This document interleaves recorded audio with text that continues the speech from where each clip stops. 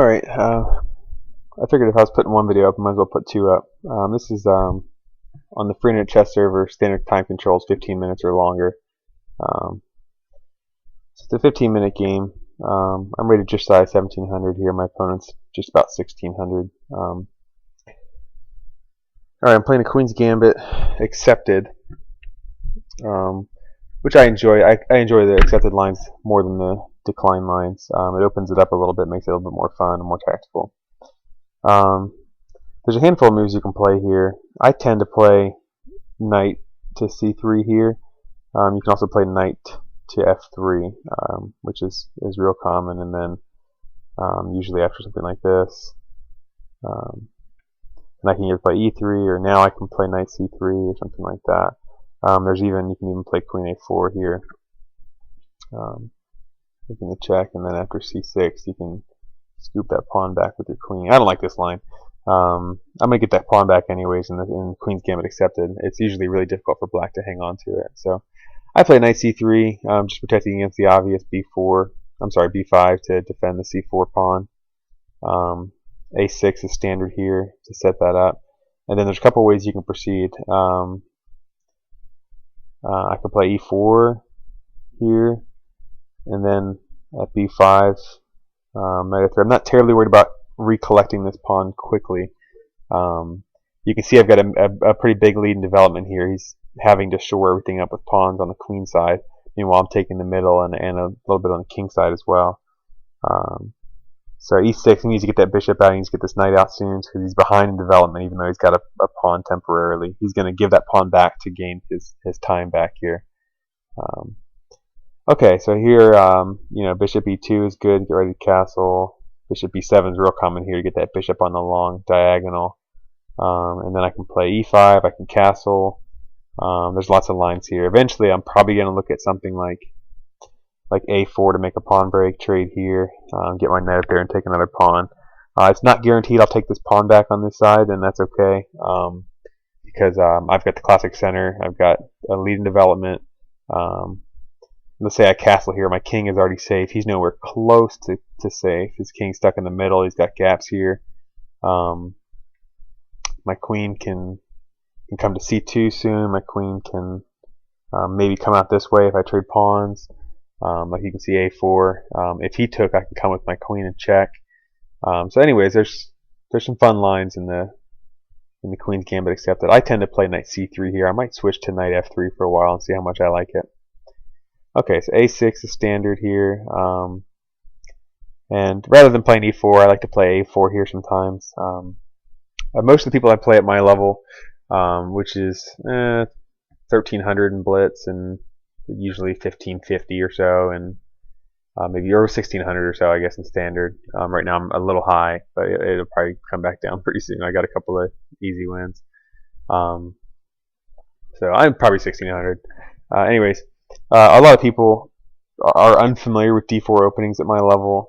People are told to play e4 because it's a more tactical game, and they say you learn more about chess playing that way. Well, I'm going to study tactics on Chess Tempo anyways, and try and develop a sharp tactical mind. I don't like getting stuck in people's trap openings all the time on online chess. So e4 opens up the door for everybody's tricks. I'd much rather play d4 and take them out of their element and play a positional game, which is where I'm strong anyways. I understand the positional themes of chess a lot better than I am at coming up with novel opening tricks or whatever. So, alright, here we go. Kind of a poor move here. My pawn is well defended. His bishop's got to go somewhere, I guess, but he'd be better off on f5. So I'm going to play e4 here, and then my opponent played c6. Again, he's trying to worry about the b5 square, but I can just take the pawn now. So then the fight on the queen side's over. I don't need to fight there anymore. You can see if he played b5, it's kind of silly. I mean, we can do this, I guess. I don't see the point. I mean, f7's weak here.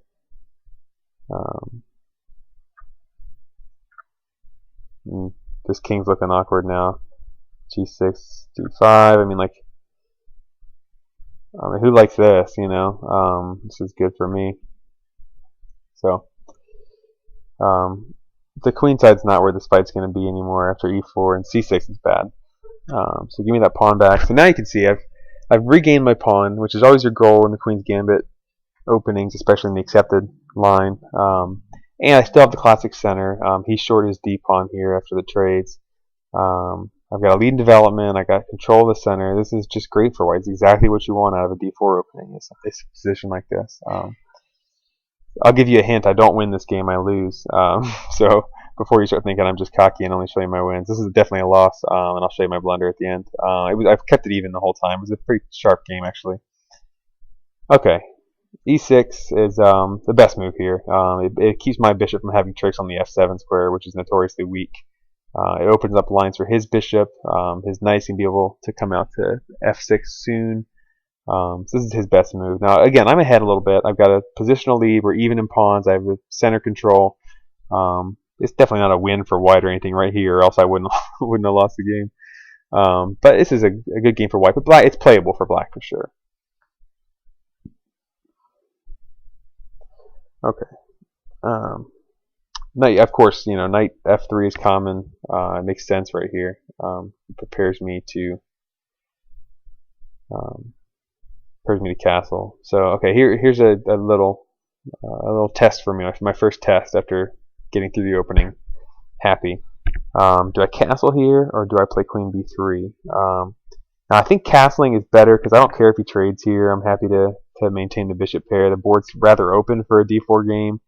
Usually in d4 games the center is kind of closed up and then knights are better than bishops slightly, but in this case I'll take the bishop pair since the board's open. So if he wants to trade, it's fine, and it shores up my center pawns here.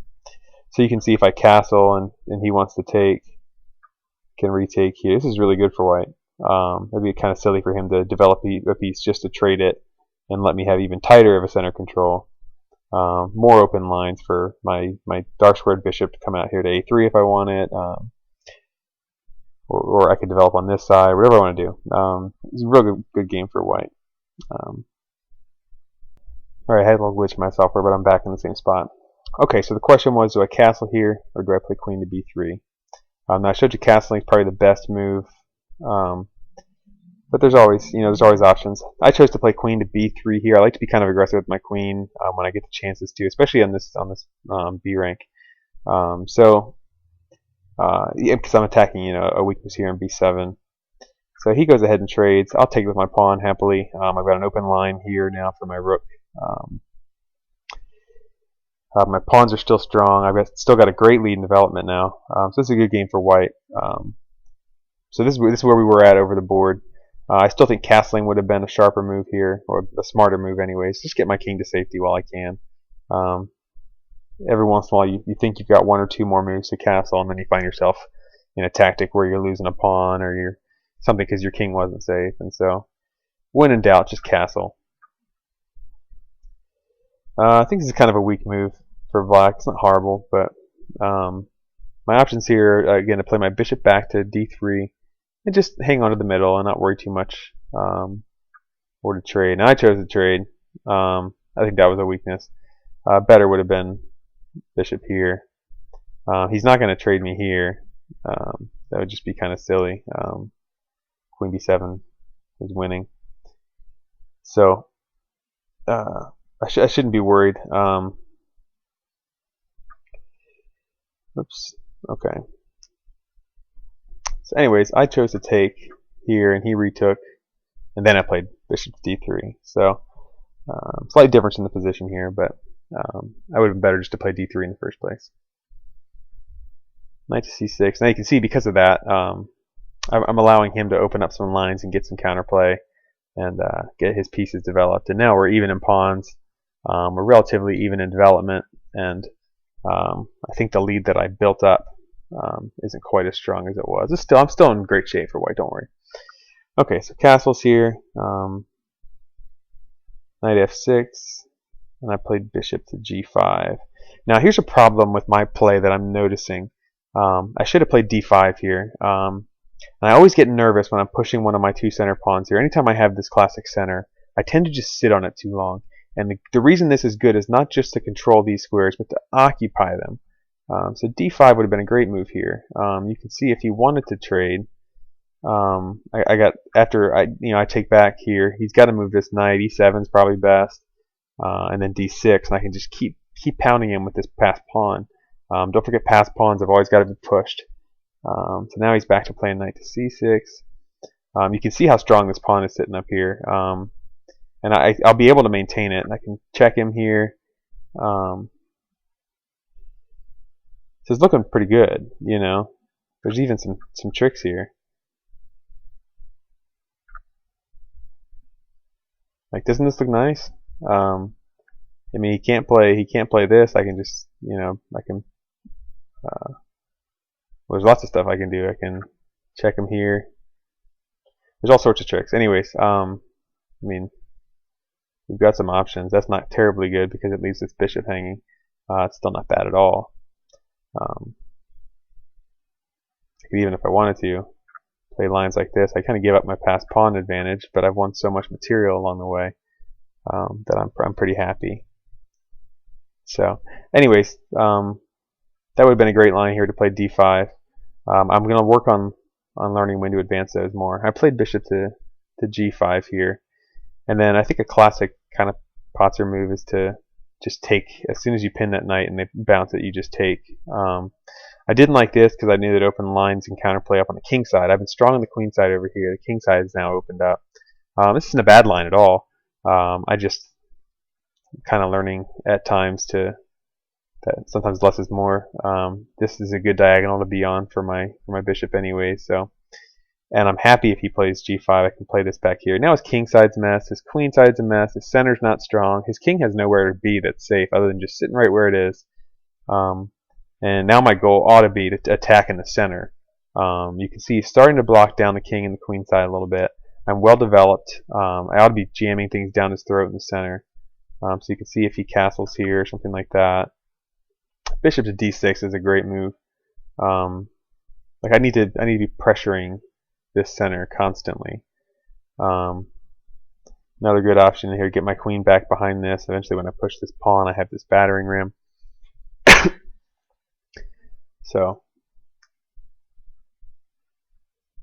here we are. Now he played g4. He's kind of ramming his pawn down my throat now. Smart for me would be just to play knight to d2. I've got plenty of development. I'm still better in development than him. I'm still controlling the center better.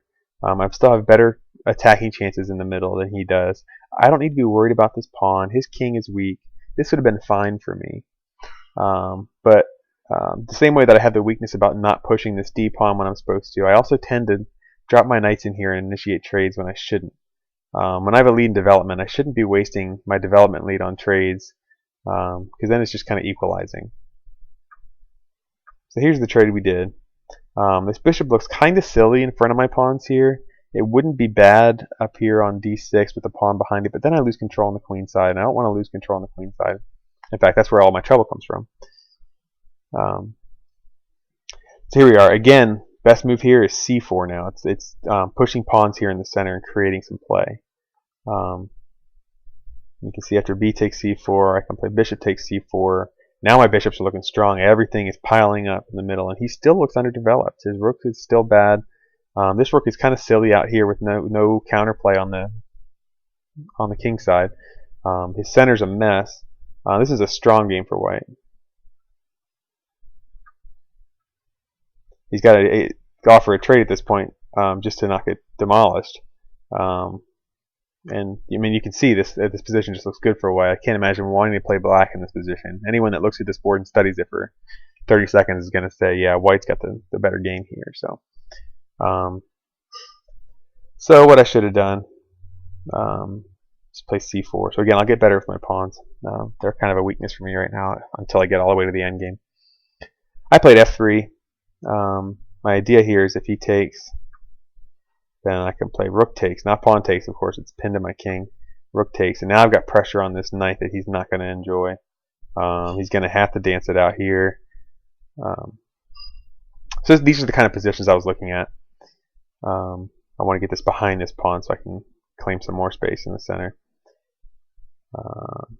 You know, this kind of stuff. He'd keep me from pushing here. I can double up my rooks, whatever I want to do. That would have been a good move for me. He didn't capture there. He played his knight out. Here's a good idea.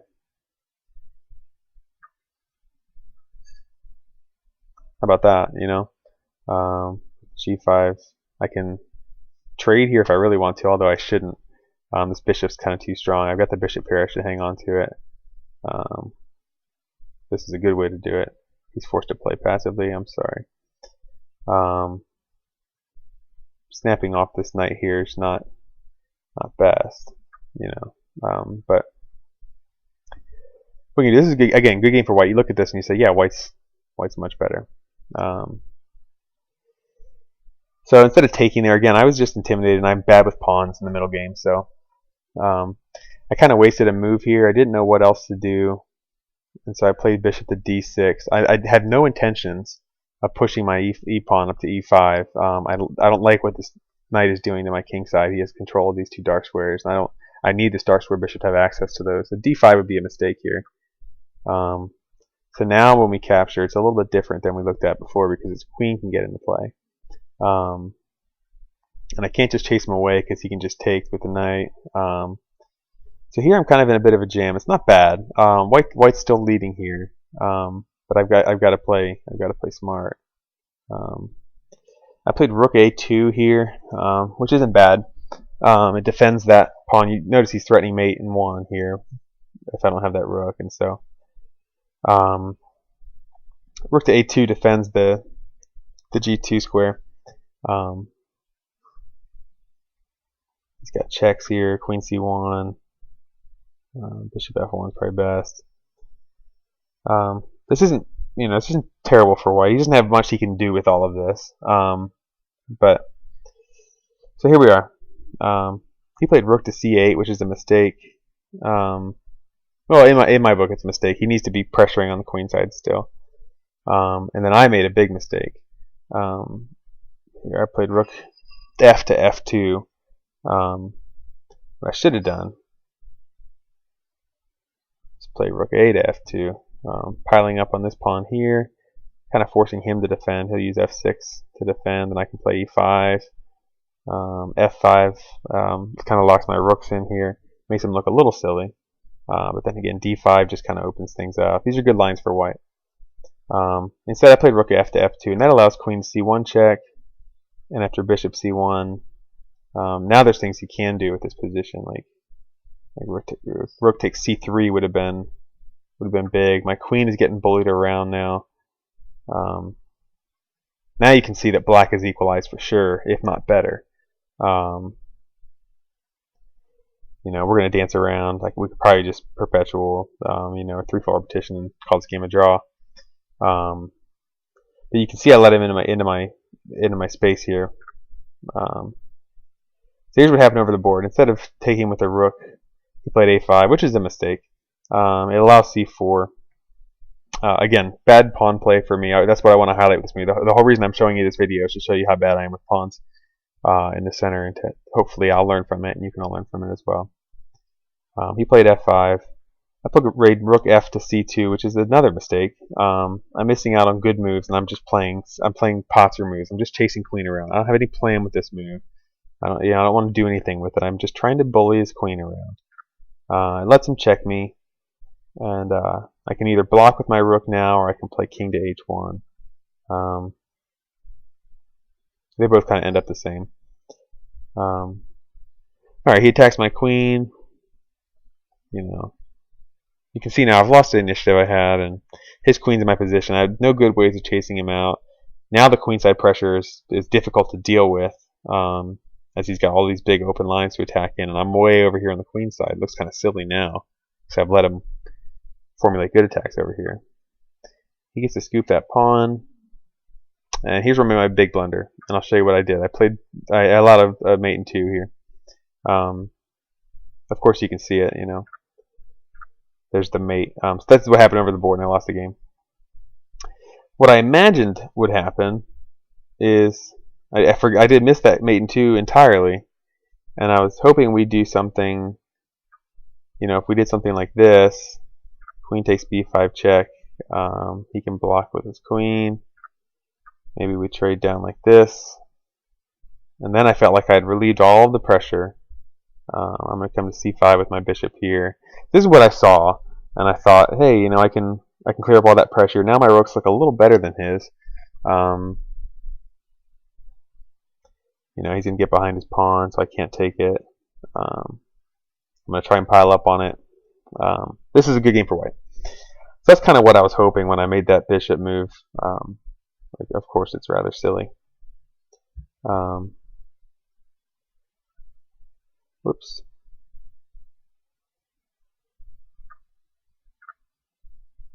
Yep, something like that. Anyways, give up the mate and 2 like a noob.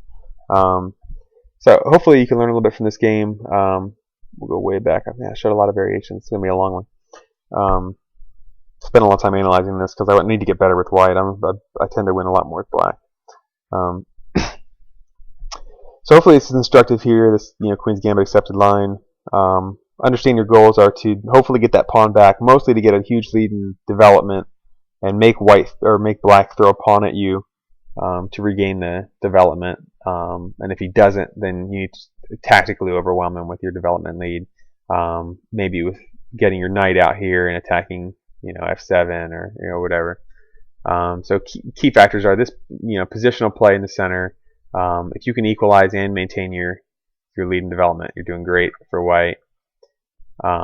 Castling early when you can, and then strong pawn play in the middle game in the center is going to be really important in games like this. So anyways, hope you enjoyed it, hope you like it, and I'll see you guys later.